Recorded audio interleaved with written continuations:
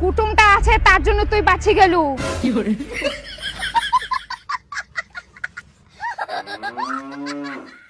আমরা এখন বিয়ে শাদী দেবো না, ওগুলা কথা বাদ দাও, অন্য কথা কও।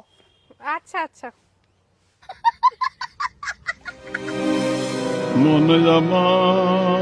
আরে দীপক, তুই বিয়া করবো কিনা? আজকাল যে মেয়ে দেখবা যাওয়ার কথা ছিল না, যে তুই চুপচাপই না বসেছিস, ব্যাপার কি? কে কোনো কিছু কয় নাকি তোক? না না, কেউ কিছু কয়নি। মুই এমনিতে মানুষের সঙ্গে কথা কয়ে পারবো না, মানুষ মোর কথা শুনলে হাসে। আর মেয়ে দেখবা যাই, মেয়ের সঙ্গে কথা কথা দূরের কথা, মোর তো মনে হচ্ছে এখন মুই এমনিতেই কথা কয়ে পারিম না। আরে ভাই, তোর মধ্যে একদমই কনফিডেন্স নাই। তোর জন্য আমি ভালো মেয়ে দেখাম, তুই ওখানে দেখবা যাওয়া চাইছিনি। তুই ফের মোবাইলে কি দেখেছি? আজ দেখ থাইল্যান্ড ট্রিপ। সুনীল, আর একটা ছেলে খোঁজা শিয়া, আর তোর বিটির সঙ্গে ছেলেটা ভালো মানাবে, আর ছেলেটাও খুব ভালো। তা কথা কম নাকি? দেখ ইলা কথা মোক আর কুই না। শোন, তোকে একটা পান খিলা অঙ্কর, মোর বুটাক যায় না বুঝা। তোর বউটাক বুঝাম? তুই বলে বাড়ির সিংহ, তুই যাই কবু তাই হবে, আর এখন করছিস তোর বুক বুঝবা। কি ব্যাপার? আরে না, মুই তো সিংহই ছুং, এক না অন্য জাতের সিংহ।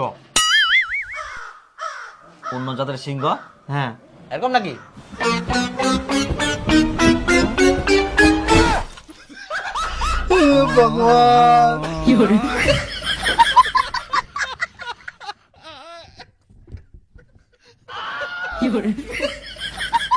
বুঝা গেল তুই কোন জাতের সিংহ।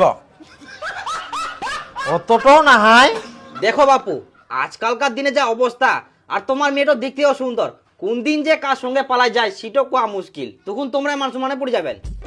একটা ভালো ছেলে আইকে তো ব্যাটও লাগাই দাও। হ্যাঁ, মুই তো ওটা কথাই কইছু। না, আমরা এখন মেয়ের বিয়ে দেবো না, পড়াশোনা করছে করুক। আহা, পড়াশোনা তো বিয়ার পরে করা পারবে। ছেলেটা খুব ভালো, এরকম ছেলে হাতছাড়া করলে পড়ে আর পাবা না। আর ছেলেটা সরকারি চাকরি করে।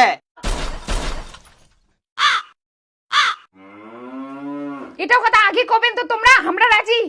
হে প্রভু, हे हरि राम कृष्ण जगन्नाथ प्रेम